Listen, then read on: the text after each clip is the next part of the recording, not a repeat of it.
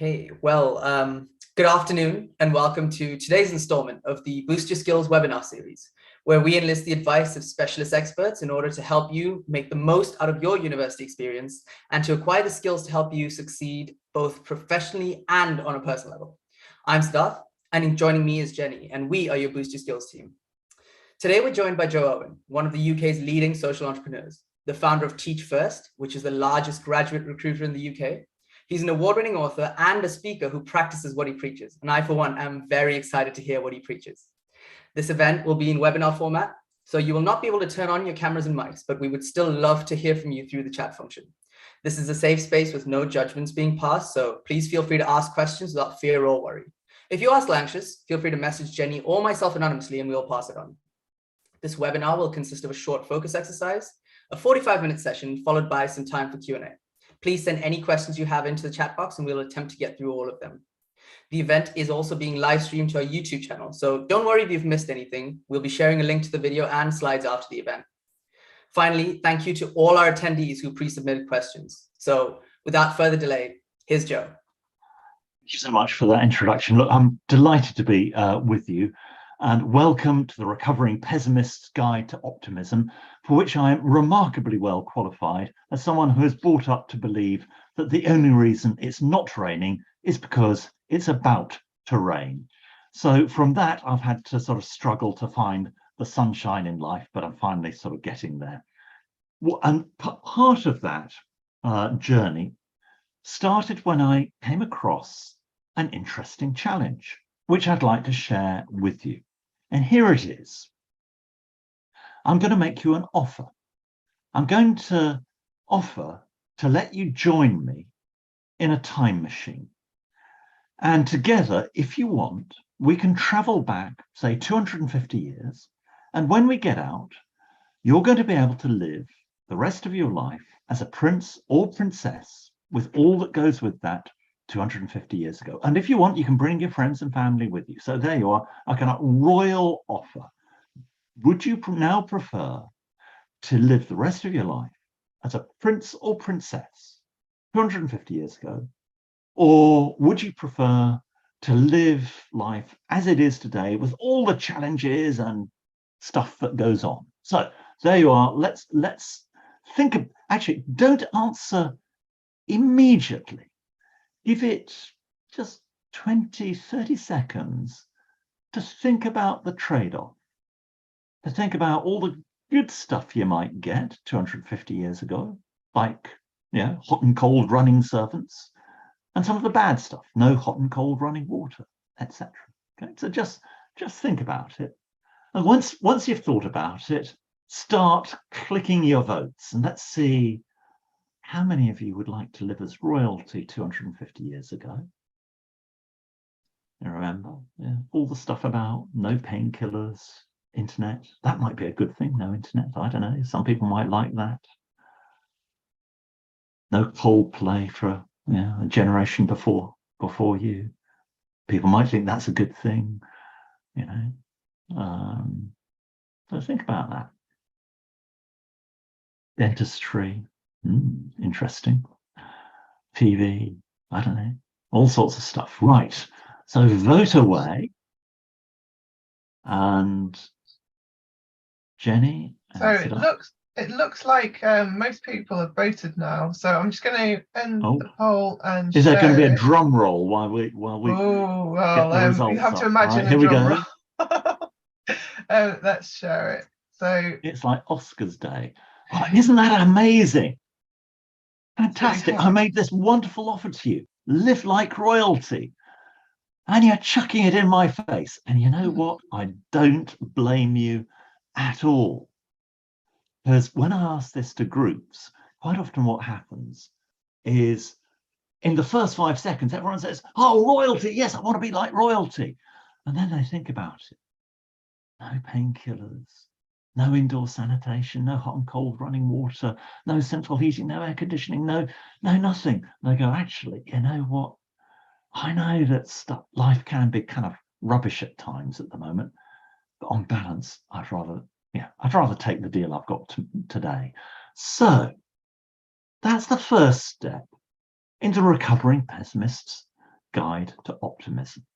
Because if you think about it, if we're living better than royalty 250 years ago, life can't be that rubbish. And as soon as you start thinking about that, you start seeing all the amazing things, all the good things, those minor miracles of modern life that make life worth living.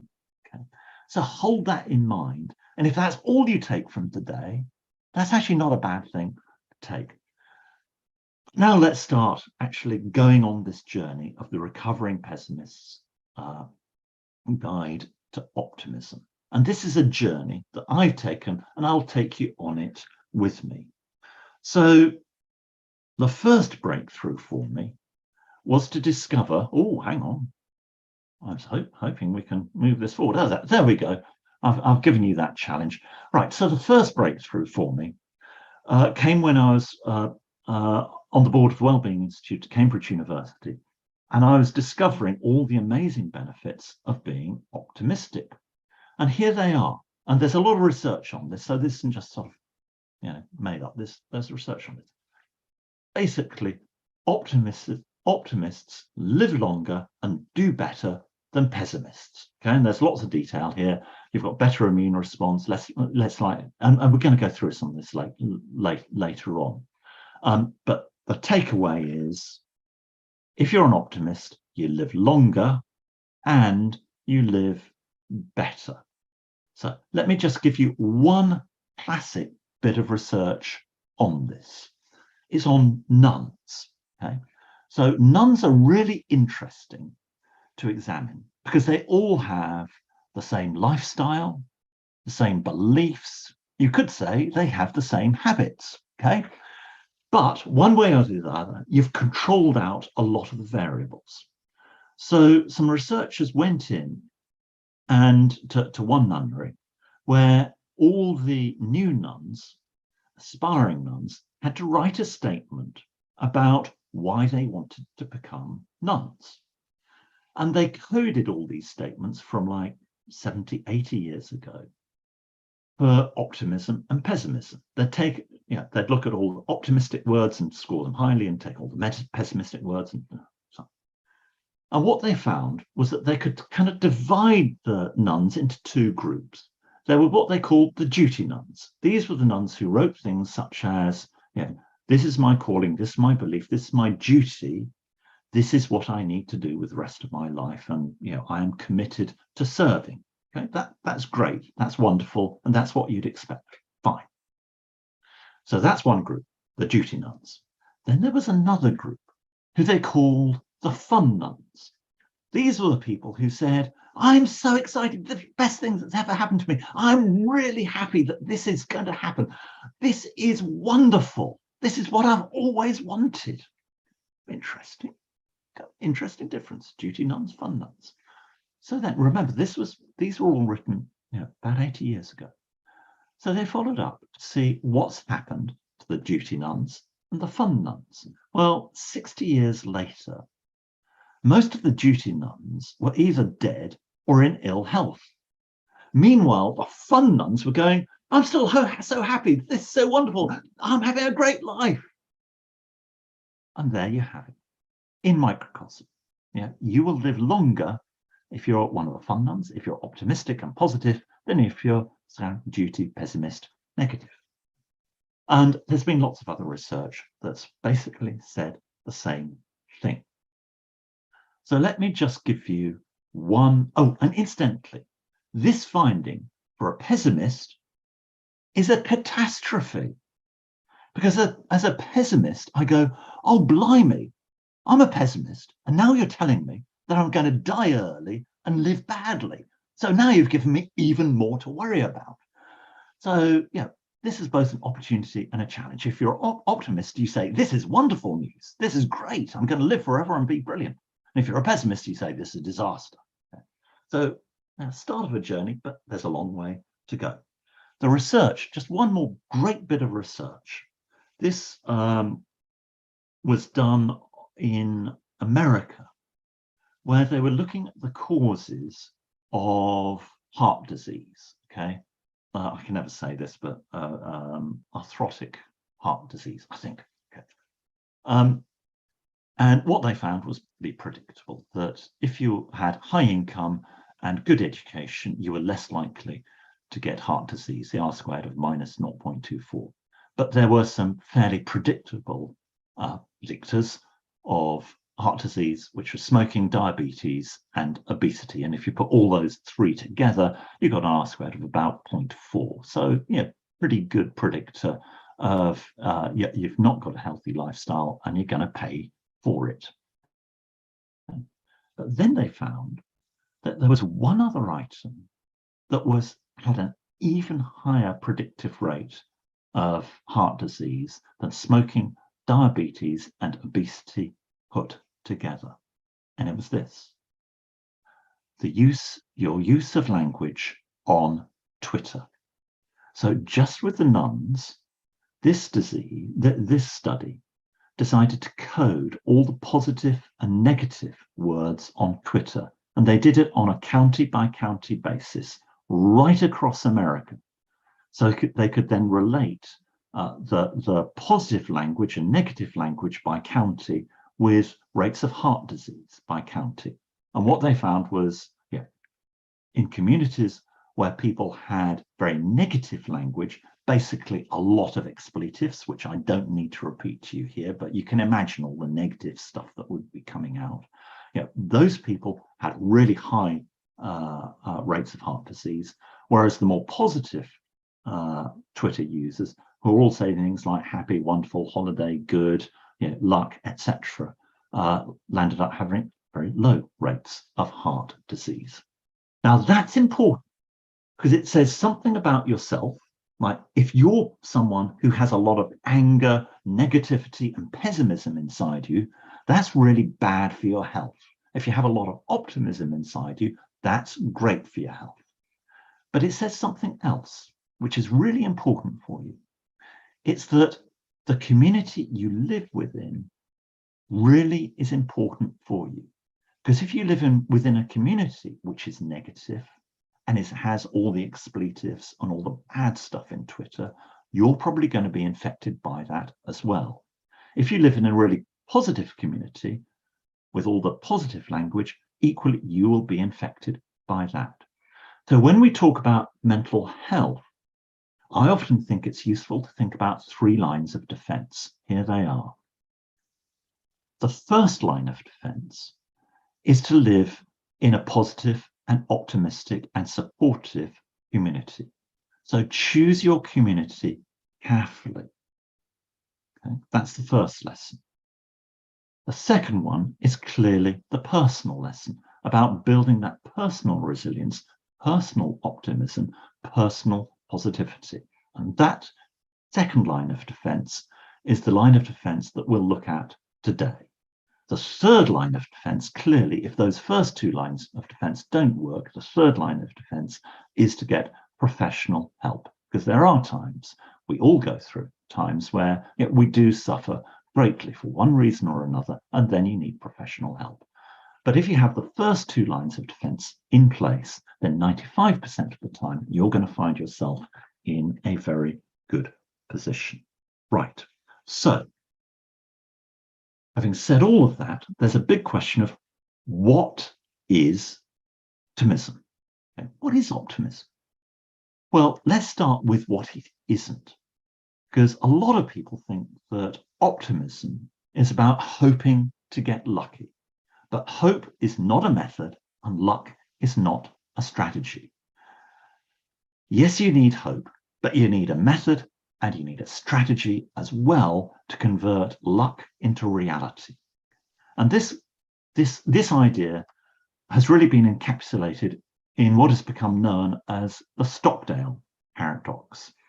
The Stockdale paradox is named after James Stockdale, who was the senior ranking admiral and prisoner of war of the Vietnamese, and you can in the Vietnam War, and you can rest assured that the Vietnamese didn't really care for their prisoners very much. Not surprising because of the way they'd been bombed to bits in the meantime. So there they were in prisoners of war in really gruesome conditions where they had control over basically nothing. They couldn't control when they could sleep. They couldn't control when they could eat. They couldn't control when they were going to get beaten. Yeah, this was bad, and it was basically a struggle for survival. And there were two elements to survival. First was to retain faith that you will prevail in the end, regardless of the difficulties. So that was quite important. It's the sort of hope bit that you have to keep. But so, as I said, hoping to get lucky is not enough. So the second bit of the paradox was at least as important. It was this ability to confront the brutal facts of your current reality, whatever they are, and then deal with them. Because what Stockdale observed was that the people who just had the first bit, the hope, they'd say to themselves things like, well, I hope we'll be out by Easter.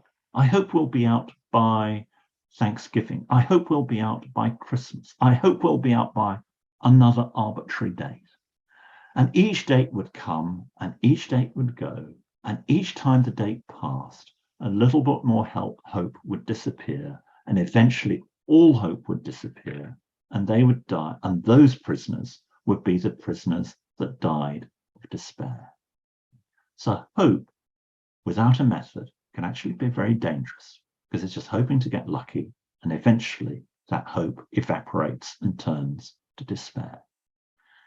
So in practice, you need to ally hope with agency. You need to be able to lean in the reality of your current conditions and say, right, this is what we're now going to do about it.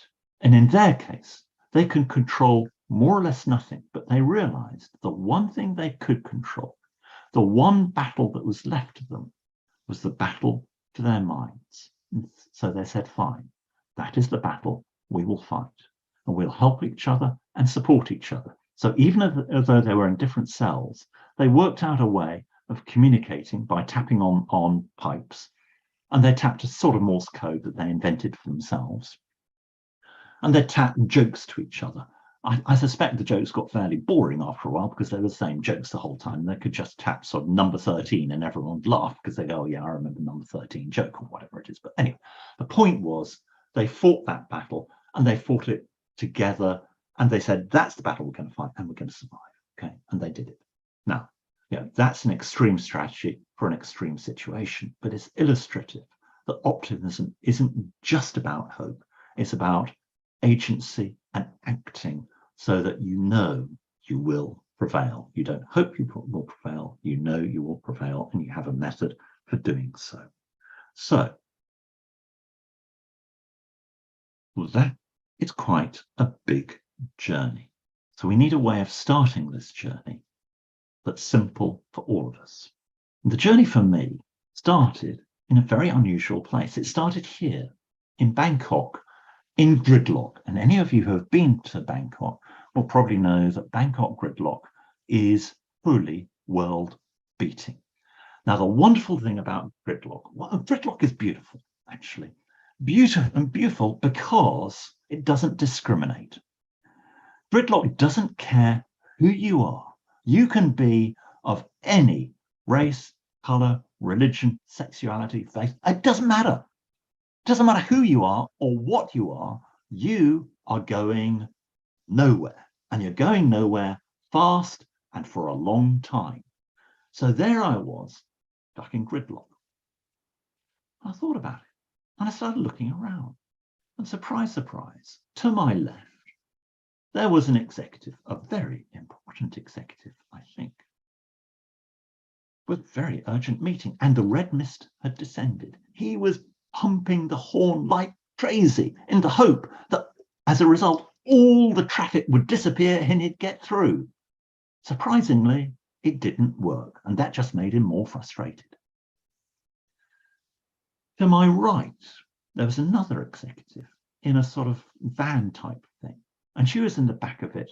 And in one hand, she was sort of cradling a phone in like that in her shoulder whilst typing typing at her computer, and she was oblivious, completely oblivious to all this gridlock. She was happy. She was fine. In front of me, taxi in front of me, there was a couple canoodling at the back of the taxi. So they were happy as well. And then up to my right, just in front of me, there was a bus, and people were looking down in the taxi to their left, laughing about the couple canoodling in the back of the taxi. So there we had everyone in gridlock, totally the same situation for everyone, but 4 completely different reactions. So out of that, there was an interesting discovery that actually circumstances don't have to dictate feelings to you. You can choose how you feel. Think about that. You can choose how you feel. Once you realize, once you discover, that is incredibly liberating. Because now, if you know you can choose, why not choose well? If you can choose to be positive, why not be positive instead of negative? If you can choose to be happy, why not choose to be happy instead of unhappy? Now, all of that sort of sounds fine and hokey. Probably on a good day, we can choose to be happy, enthusiastic, and positive. But what happens on a bad day? What happens at the end of a bad day when someone, perhaps you don't really like, comes along and decides to press all your buttons just to wind you up and see what happens? Well, at that point, you have every right to be angry, annoyed, and upset. But there's no rule that says you have to be angry, annoyed, and upset. That's your choice. So I've asked many executives, how do they make the decision to wear the mask of leadership, to wear the mask they want to project to the rest of the world, even in those moments of crisis and of conflict, when they're being wound up? How do they choose to react professionally? How do they choose to react in a way that they want to react, as opposed to simply getting angry, annoyed, and upset? And here are their answers, and they all have different and wonderful answers. And here are some of them, just some of them. And it's like count to 3, just like your granny told you. Don't just respond immediately. Breathe in deeply.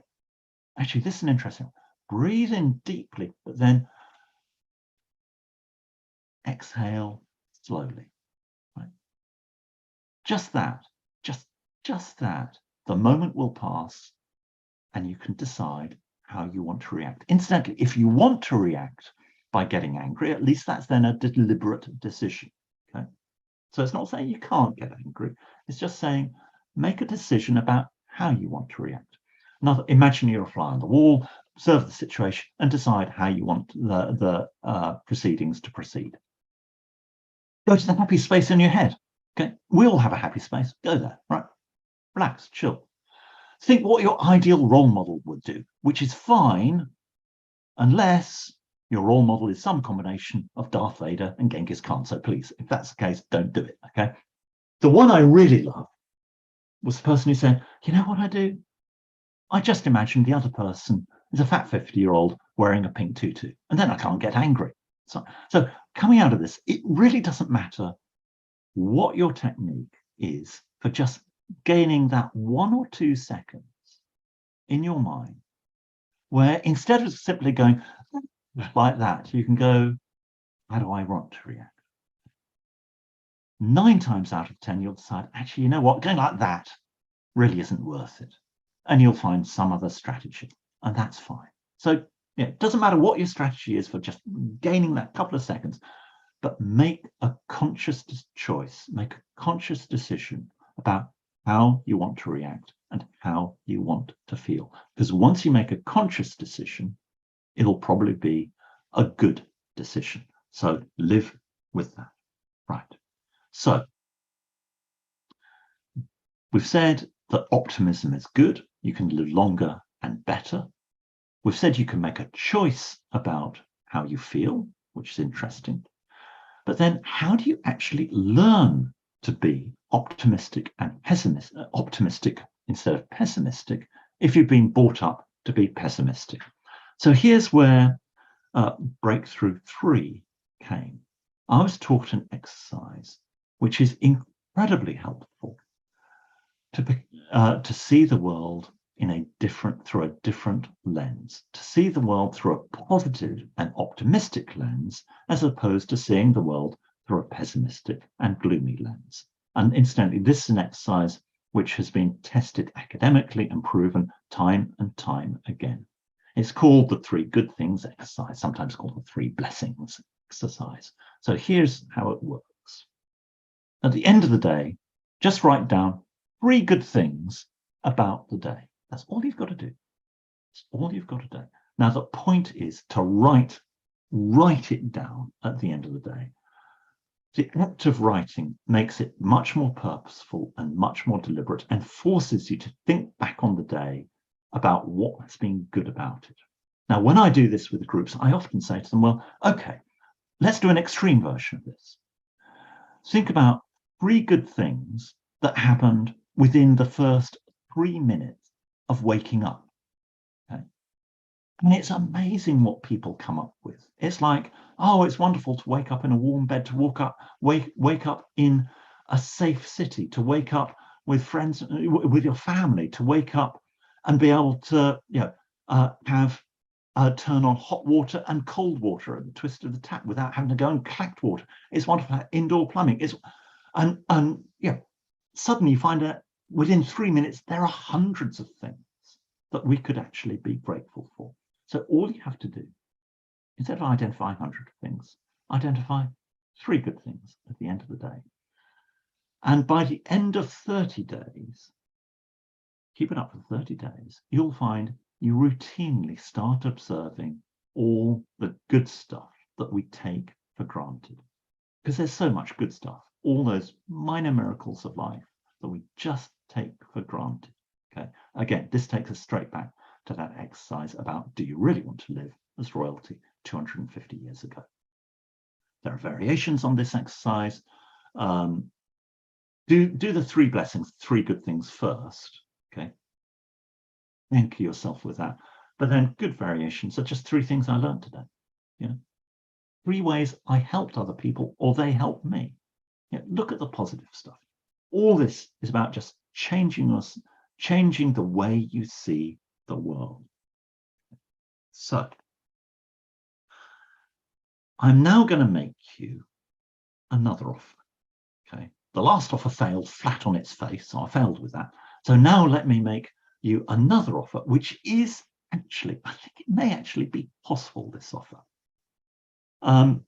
There is a mutation to a gene, I'm assured, SC9A, apparently, I am told reliably.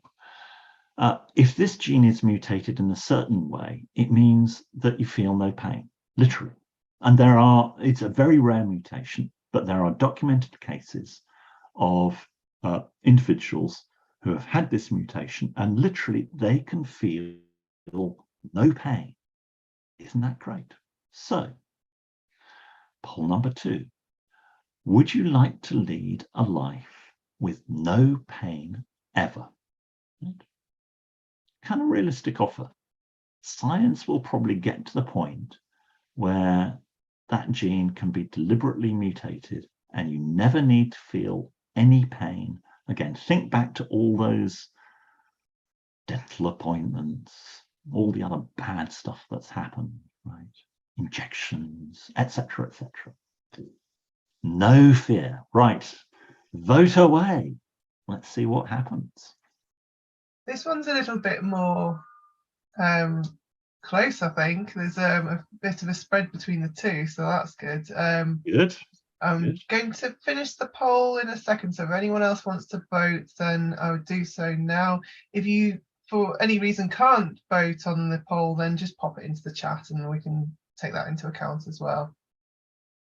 Okay, so I'm going to end the poll and share the results. Here we go. Drum roll.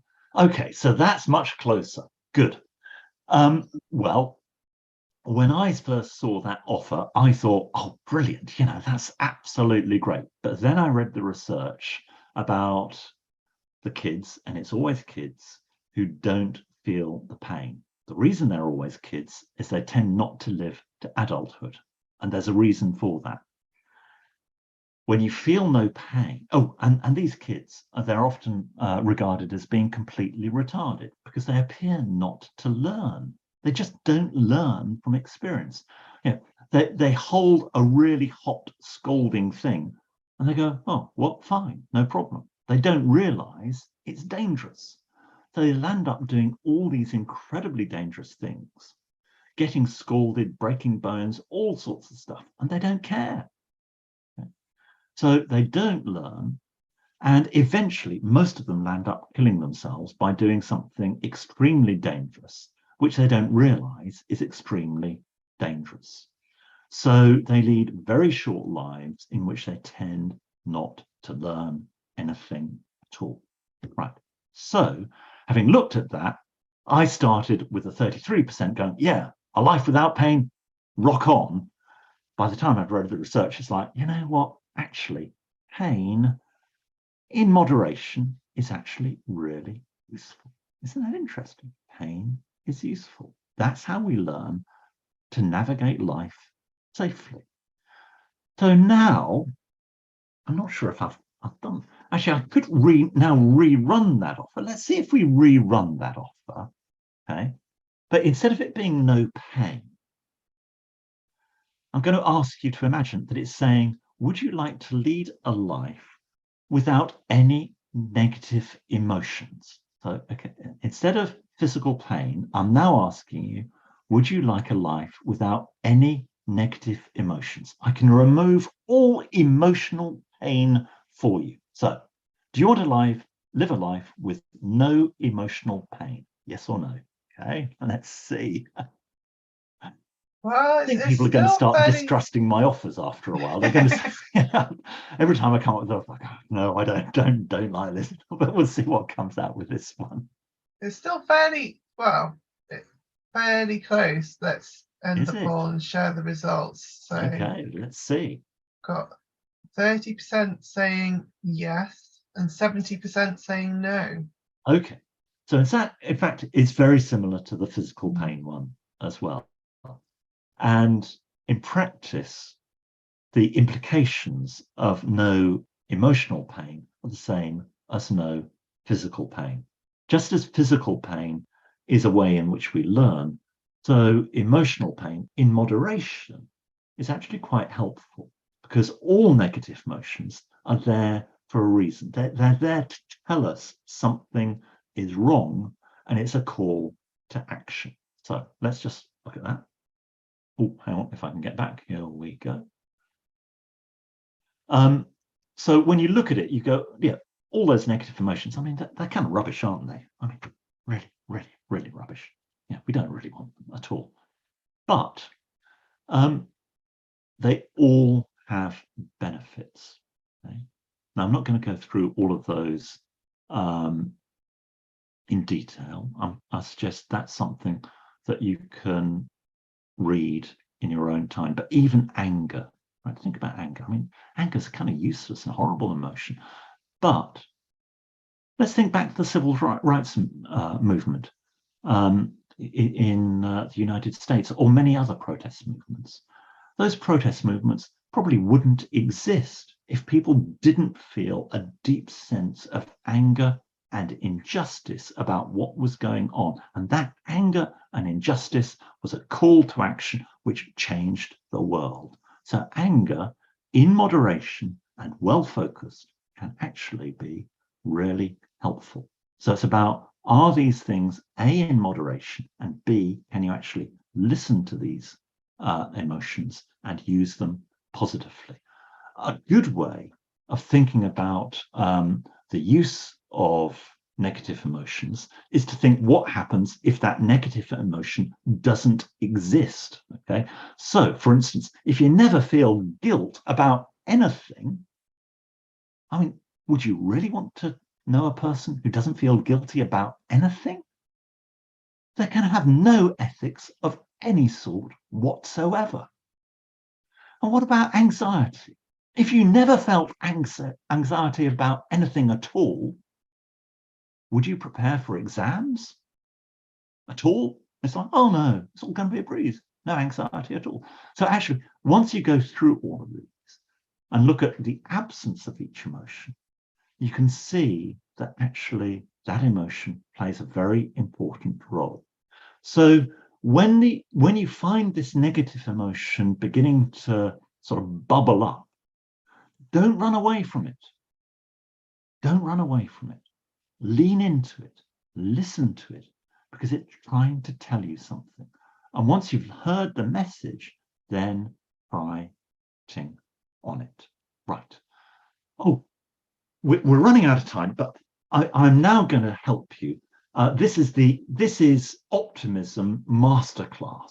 Okay, so we've gone through the basics of optimism. We're now going to go into Optimism Masterclass, where we're going to learn to become the luckiest person in the world. Okay, so the 3 P's of getting lucky, right?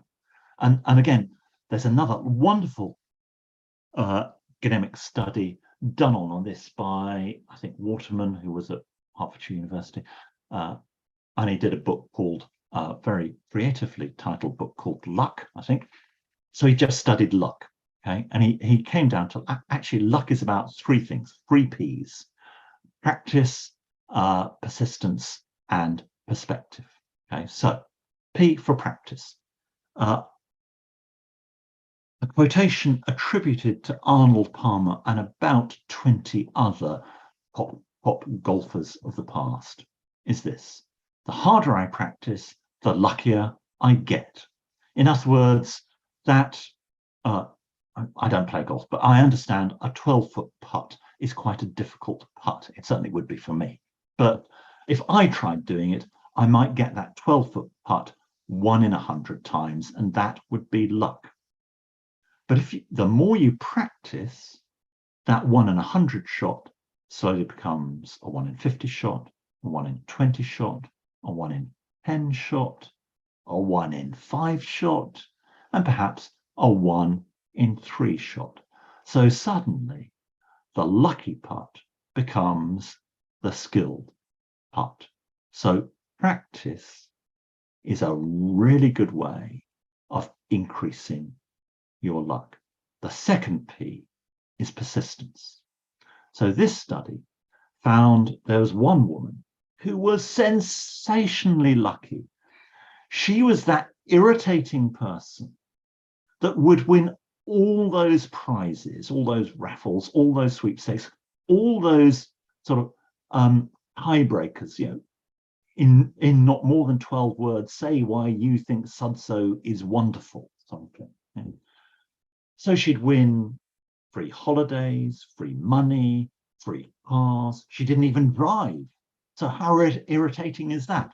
So how on earth did she win so much? Well, the answer was simple. She entered over 140 competitions every week. If you entered that many competitions every week, you're going to start winning. Oh, and incidentally, you're also going to become very good at those 12-word tiebreakers. So persistence and practice often go together as well. Okay? So patience, persistence, and the third one is a very familiar one, perspective.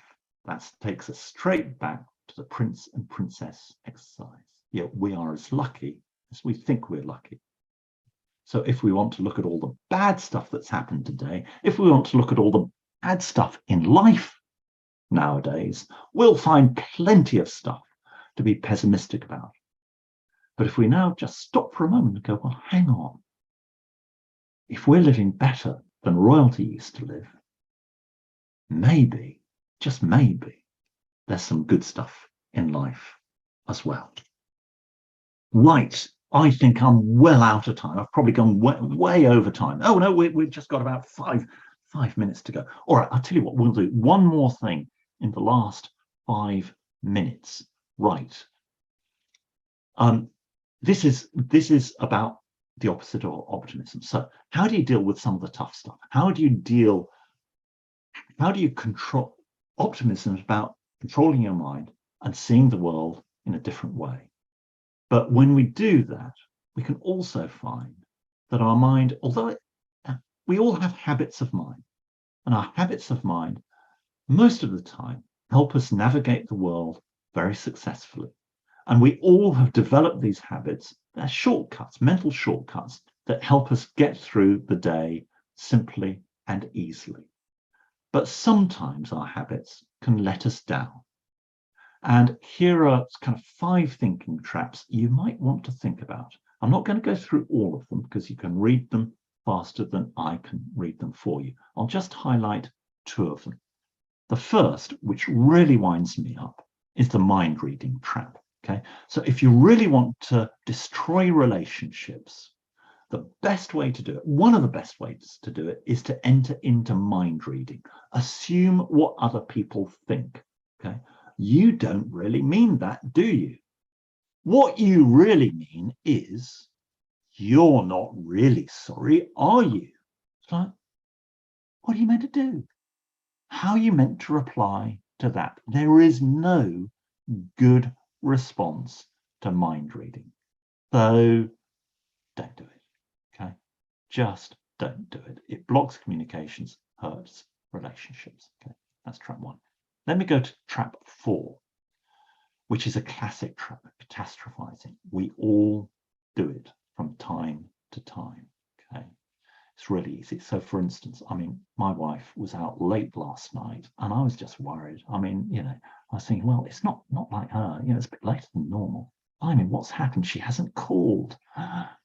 This really isn't, oh God. And yeah, by the time she finally got back, I was convinced it was all over. I mean, it was a disaster. I mean, that was it. Gone, finished, okay? But of course, it was all fine, you know. It was all absolutely fine. She just, you know, phone had lost battery and whatever. Yeah, it happens, okay? So, catastrophizing. This happens when we start using words such as no one, everyone, always, nothing. Okay? Nothing ever works. Everything goes wrong. No one helps me. No one wants to support me. It's all a disaster. Okay? Now, when you start using those absolute words in your internal chatter, that should raise a great big red flag. Because what happens then is your mind's going to start finding evidence that confirms your opinion. You're going to start finding plenty of evidence that nothing works, everything goes wrong, no one supports you. Okay, you can always find evidence to support that sort of thing. And that then just becomes a self-reinforcing doom loop of catastrophe.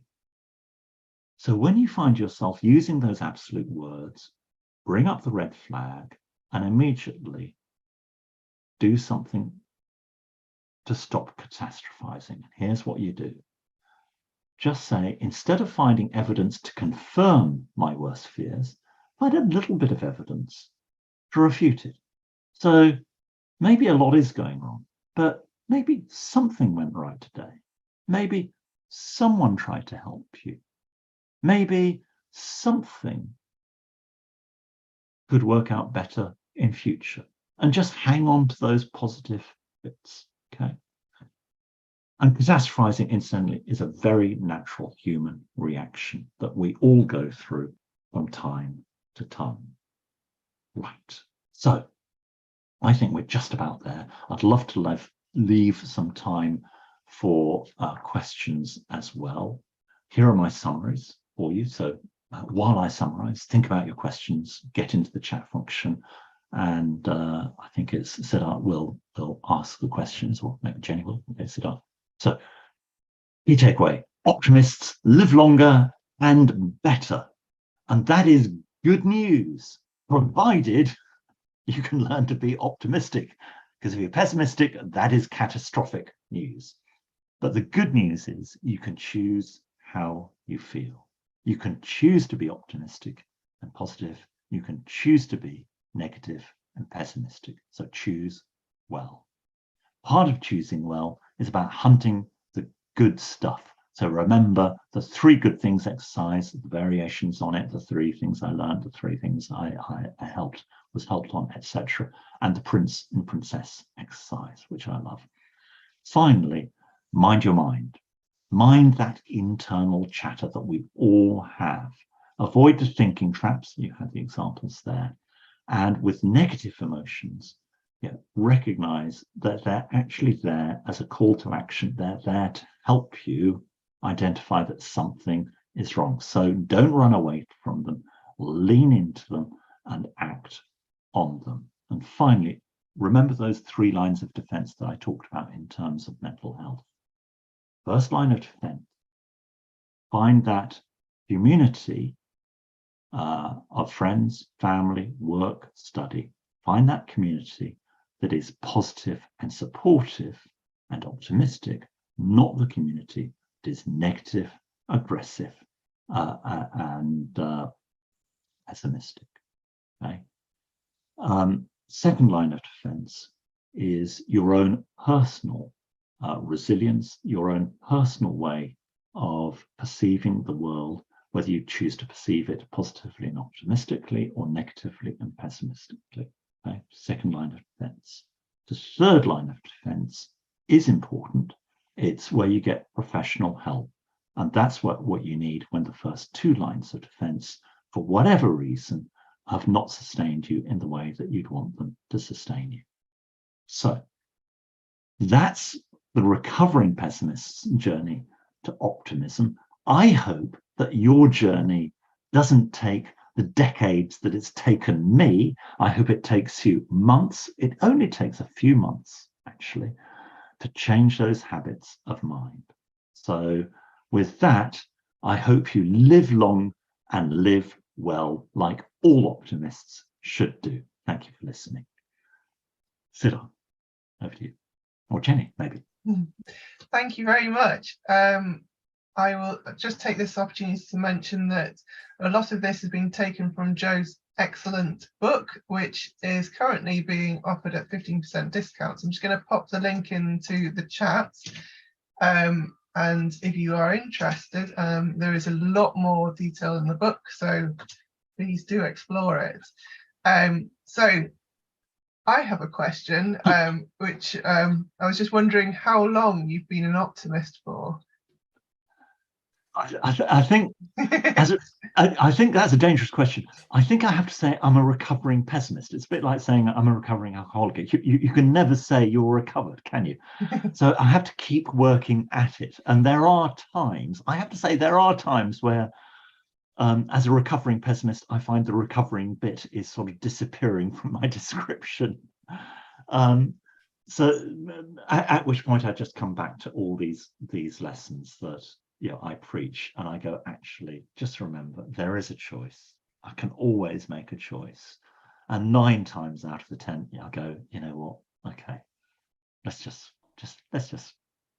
be a bit more optimistic, a bit more positive. It's about that constant sort of reminding yourself.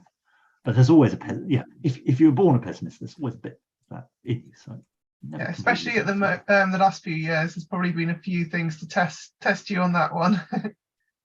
And actually, that was the great thing. I was writing one of the books on resilience during lockdown. It was like just in time writing. I was having to apply the lessons as I was learning them. So it was great. Yeah. We had a few sort of pre-submitted questions, and I think that probably a lot of it is stuff that can be taken from what you've just spoken about, but there's a lot of sort of people sort of asking about I suppose it's the external things that are affecting them. So there's one person that was missing sort of the person-to-person contact, and they were really sort of upset about the fact that this technology is sort of bringing people together, but then also keeping people apart as well. And I think from the sounds of it, they were feeling quite negative about that. So how do you turn that is actually a huge issue, and it's one that I've been working on for actually quite a long time. First of all, in my research on global teams where people don't have face-to-face contact, then more recently on my work on hybrid work, where again, there's the challenge that people don't have the face-to-face contact. And in all that work, there is one absolutely resounding finding that is the answer to nearly all of these challenges, which is this: get together. Just get together face to face. Technology is great for transactional stuff. It's lousy for building trust and lousy for building relationships. You can sort of do it, but actually to do it well, you've got to get face to face. That's how you do it. And what we're seeing now in the workplace is record levels of alienation at work, record levels of alienation and demotivation. And that comes directly from that lack of face-to-face contact. So you really need that. And I've been alarmed to see that a lot of universities are now really pushing remote learning, which kind of completely misses the point of university. Yeah, the degree has some importance, but actually what's even more important in my mind is that whole student experience of living together, studying together, and just exploring, discovering life and all that kind of good stuff. And once you lose that, you lose a lot of the magic of life. So yeah, I would push the universities very, very, very hard to reduce the remote learning and actually get people back together again, because that's where the magic is. Well, on the plus side there, I think Siddharth and I have experienced very face-to-face precious weeks over the last last month or so. We were talking to lots of students face-to-face, so I think it is returning at least partially back to normal on that front. So that was really nice to see, because we definitely missed seeing students face to face ourselves as well. So yeah, that opportunity was lovely, just to get back out there and chat to people. Yeah. Without that time delay or having to put your hand up on. It makes the world of difference. I mean, if I just give you one example of this, just to make the case. So part of my research, I was talking to a very senior executive at a global search firm that will remain anonymous, but you can guess. And she'd gone to Paris to meet some people, and then had to go on to London to meet some other people. And there were people she didn't really know or trust very much, didn't like them very much, because it'd all been remote and all sort of global, and they're speaking a foreign language sometimes, and all this kind of weird stuff from different time zones and blah, blah, blah. She got to Paris, and there was a French air traffic controller strike. Ça change, okay? So she had to do something very un-American. She had to go to Gare du Nord and get on a train, not a plane, to go to St. Pancras. Sorry, I'd lost the name of the station there for a moment. To St. Pancras. And she had to go with about half a dozen of these team members that she didn't really know or like or trust. And she said it was like a miracle. When we got on at Gare du Nord, everyone was sort of not really looking at each other and not really talking to each other and all avoiding each other. But on the train, of course, we couldn't avoid each other. We landed up having to talk to each other, and we landed up talking about, cats and dogs and life and all that kind of nonsense, because that's all you can really talk about on a train in a public space. And she said that was the miracle, because by the time we got off at St. Pancras, this team that didn't know each other, trust each other, or like each other, suddenly we all knew each other, we trusted each other, we liked each other, and for months afterwards, the quality of communication was through the roof. So there you are. That's a firm that's absolutely 100% high tech, wanting to do everything through technology, but they're going, you know what? There is magic in being together. So just get together and have fun. And when I do this with corporate groups, they're always as stunned, because I'm telling them, you've got to have fun. It's your duty to have fun, okay? Like the fun nuns, okay? Mm-hmm. Don't just be duty nuns, be fun nuns. And they're all going, what? How do we have fun? Right? But, work that one out if you can. I've got a question here from someone, and it's a bit of a long one, but I'll read it out. Basically, they say, my issue is I live alone. I don't have a partner and no surviving family, so minding my mind is very challenging. Because I'm alone in my head the majority of the time. I've tried counseling and I actually don't find it helpful because I would always find my appointments would be on days that I felt okay typically. So talking about stuff would mean that I left the session feeling more down than when I arrived. So the question is, do you have a strategy for when thinking and talking through issues feels too much? Sometimes I'll force myself to go for a walk to distract myself, but is there anything else that can be suggested for when there's no energy for walking or exercise? So, look, there are a couple of thoughts in there. One is just doing something is good. Okay, I've got depressed at times in my life, and there was one time I went through a pretty rough patch, and I really couldn't do anything. I was totally lethargic and apathetic. And actually, the breakthrough came when I decided I needed to clean the front steps. That was it. I got out, cleaned the front steps, and suddenly I went, oh, you know what? I can do something. I started to feel good. I could see the steps were now clean. It's like good. So there is a bit about just do something, do anything, go for a walk, force yourself to go for a walk. Hippocrates, the founder of modern medicine, said walking is the best medicine. And he was probably right. There's lots of evidence that just showing going for a walk is good.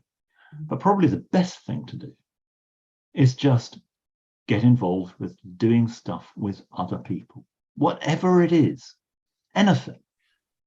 It doesn't matter what your interest is. It might be music, it might be drama. I don't care. It may be train spotting, stamp collecting, whatever. But get in a group with other people and just do something where you're just interacting with other people, talking with other people. And actually that is hugely, hugely helpful. So yes, talking stuff through with a counselor or a professional psychotherapist. Getting professional help matters. That's the third line of defense. But actually go back to the second line of defense as well, managing yourself. And there is magic in just getting out there and getting out with other people. Just find an excuse. Maybe it's a study group. It can be anything, right? Get out there with other people, and slowly, life will come back to normal. But it's a tough place to be. It is a tough place. Okay, there you go. You can find loads of groups, and there's some helpful chat I see appearing. So there you go. That's great. Absolutely. Yeah. So we have a couple more pre-submitted questions as well. I suppose as well. So on the flip side of spending time with people, one person was having issues with people, so other people's negativity. So they were finding that either their issues seemed to be quite big compared to other people's, and they were complaining about that was a bit annoying, or that they were trying to be optimistic about something, but someone else near them was being negative, so that was affecting their mood as well. So how can you sort of protect yourself when you're trying really hard to be optimistic, but the people around you are being negative? Yeah, so again, let's go back to those three lines of defense. Remember, 1, choose your community well. 2, choose how you feel, mind your mind. And 3, get professional help if you need it. So what sounds like in this case is that there's been a choice for community, which is a fairly negative, pessimistic sort of community. And actually, it's quite hard to rise above that if you're in it for a long time. If you're in it for a day or two, you can use the second line of defense fairly easily. You can just go in and say, well, they're just being grumps. That's their problem, and I'm just happy, and that's fine. I'm happy. You're grumpy. Great. Whatever. And you can do that for a few hours or a few days. Whereas for a few months, it becomes much, much harder to keep on rising above that. So at some point, you've got to say, well, actually, is this a healthy community? Is this a healthy group, a mentally healthy group for me to be associated with. And if it's not, you may want to start thinking, all right, can I find actually groups which are more supportive, more positive, more optimistic for me to be in? So yeah, there's the short-term strategy of use the second level of defense to just make your own choice. But actually, the first line of defense is find the right community, because those negative groups tend to be self-reinforcing, and optimistic groups tend to be self-reinforcing over time, and it's very hard to escape it. Sorry, that's a bit drastic as a solution, but sometimes you've got to sort of say it as it is, basically. Yeah, I think when it comes to your own well-being, that's really important. That to make those drastic, if you need to make a drastic change, then it's worth it to look after yourself. So I saw a lovely message from Amy Gray about the previous answer. Just join. There are lots of societies you can join, etc. So yeah, I can't see all the chat, but I suspect there's a lot of really good chat going on. Yeah. So which is probably giving better answers than I am. So just focus on that chat. It's great. It's good stuff happening there. So I think as a lot of our attendees will be students as well, it's worth just mentioning how much support is out there at your universities, and all you need to do is look for it and ask for help. And it might seem like quite a scary thing, but they are there to support you. And if you're not sure about going to a counsellor, there will be sort of other people at the university or students in the year above that are mentors. So it doesn't have to be a big scary thing to do. Just reaching out and finding someone to talk to could be something that makes a big difference. And as Amy said, joining societies, you find some people that are like-minded that to just get you out of yourself a bit. So even if it's just getting out of your flat or your house and going out and sort of meeting new people, that can be the small thing that makes a difference. Yeah, absolutely. And there's so many different societies as well. I was part of a FIFA society, which is just as stupid as it actually sounds. We just got together and played FIFA on a Tuesday. But it was amazing because, again, like-minded people, we were all just sitting together. It was just a fun thing. And it just took the stress of the day and the week away, just spending a couple hours with people that, yeah, there was definitely a lot of abuse held at each other, but it was in good jest, so. That's funny. So my final pre-submitted question is how to cope with the fear of losing or failing. So this person has been overthinking a lot over the past couple of years, and all of it is negative. So yes, they need some help getting past that. Well, that may be actually a good example of where you might want to get some professional help on that sort of thing. So rather than me act as a amateur psychologist, that may be a professional help, classic case for professional help. What I will say is fear of failure is something we all have.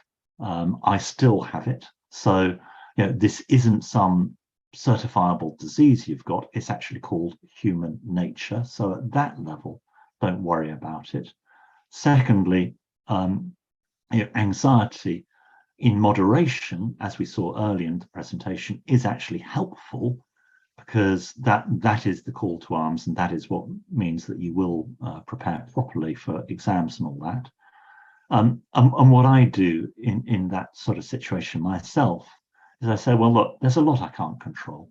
I just can't control, how examiners will see me or whatever it is. What I can control is how I prepare and what I do. So that is what I will control, and I'll just focus on what I control. I can't worry about what I can't control. I can worry about what I can control. I'll focus on that and do that as well as I can, and then the rest is the rest. And what happens is what happens. Okay. That's not a perfect answer, but as I say, you on that one again, it is a classic that the professional support will have seen people with exactly that challenge time and time and time again. They'll recognize the pattern and they'll help you work through. It's a predictable, from their perspective, it's a kind of predictable movie, and they can help you work through that movie to a successful conclusion. That's what professionals are. They've seen all the patterns before, and they know what to do about it. There's Millie made a great point about our portals, so the engagement portals. We have a page on there called Student Minds, and that is run by the UK charity Student Minds. So all the articles and content on there is put together by them, by professionals. And there's a number of articles that might be supportive of that. So have a look on there. There's a few that have started to filter through at the moment, but they will be sort of increasing in number, and they're designed to sort of reflect where you are in your student journey. So if you're at the moment you're just starting your studies or coming back after the summer, so there'll be articles about that, but later on when you get more deadlines, there'll be more articles about dealing with pressure and things like that. So have a look at that as well, because that's a really great resource. Okay, I don't think, have we got any more questions, Siddharth? Have you been filtering through while I've been? Yeah, I think the others were just questions about, just to reiterate, you will be getting an email with the links to the videos on YouTube and a little PDF of all the slides and all that afterwards. So yeah, if you did miss anything, don't worry, it'll come up soon. But apart from that, I don't think there are any more questions, unless anyone has any questions. Now's your time to chuck them at us. But I think Joe went through quite a bit in the presentation. So I think many of the questions I had got answered as we went along. So I think there's probably a good case for that. I have a question for the attendees. Would you be interested in having some of the chats sent out to you? Because there's some quite useful information there. So if you are interested in that, just pop a yes in the chat, and I can see about sort of putting together something. It won't have all of it in there, but it'll have all the links and relevant information that people have mentioned. Oh, good, we've got some yeses, so we'll put that together for you as well, because I think it's always great when you get other people sort of suggesting things as well. So thank you very much for anyone that has popped in a suggestion. That's really helpful. Incidentally, that's a great example of a supportive and positive community. Okay, and isn't it wonderful when it works? Isn't it wonderful? So great example of why you want to be in a good community at all times. Definitely. I'm glad that it's our Boost Your Skills events that it's happening in, because that's kind of what we're trying to get, sort of create a supportive community. So yeah, it's really great to see that people are on board with that. Okay, so I think that's it from us. We will be sending out details about the book, and like Sid, I said, the link to the video, and we'll also include some information about the chat as well, so any links that were shared. We've got oh, sorry, apologies. Someone had a pre-submitted question that we didn't answer. Oh, you've submitted that just in time there, Lucy. So late breaking question. Yeah, let me just read. Sorry, I'm reading this live now. That's not very good, is it? So how to get on with life when your health is really bad and stopping you to progress and improve yourself and life, and how can they make that work? Like, how can they get past that when their health is stopping them from getting beyond where they'd like to be? Yeah, so look, again, this is that's a really challenging issue, and again, I'm going to sort of slightly wimp out and say that is a case for professional help. What I will say is, over the last few years, I've been in a position where I've seen several relatives die, basically, with increasing ill health. And what has been remarkable is the way they handle themselves incredibly positively until the end, because there were many things as they go, decrepitude came over them. There were more and more things they just couldn't do. Their lives became more and more limited and harder, and probably more pain and all the other bad stuff that happens at the end of life. But to the end, they retained a degree of positivity and optimism, which I just found remarkable. And I think one of the keys to what they did and told me, my father told me, said, Well, there's an awful lot I can't do. In fact, there's more and more I can't do. So I just forget about that. I don't worry about that because I can't do it. All I do is I focus on what I can do. I just focus on what I can do, and I do that, and I enjoy that as much as I can. And that's kind of stayed with me. I'm not sure that that is the answer, and it's probably not the answer for someone at your stage of life, but to me it's been sort of very helpful and sort of inspirational. But I would suggest that that is one where you might want to get proper sort of professional support on it, because that sounds like you're in a very difficult situation, and simply being told to be happy and optimistic probably isn't going to cut it. You need some more support on that as well. So you need the third line of defense, I'd suggest. Thank you for the very late question submission there. It was, came in just in time. Okay, so would you like to share any last thoughts at all, Joe, before we go, or are you all good? I think, look, just remember, optimists live longer and live better, and you can make a choice about how you live. So if you just remember that, oh, and Prince and Princess exercise, then you're off to the races. That's it. Perfect. Thank you very much, Joe, for giving your time and sharing your sort of optimism and tips about how to get through the days that aren't so optimistic. And I think everyone will be sort of taking away some ideas about how to change their attitudes. And I think that's really valuable information for us all. So thank you very much for sharing that. Okay.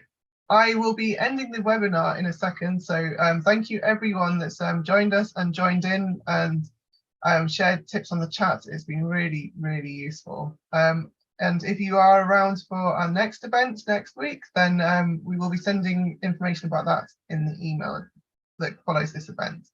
So thanks everyone, and goodbye for now. Bye. Bye.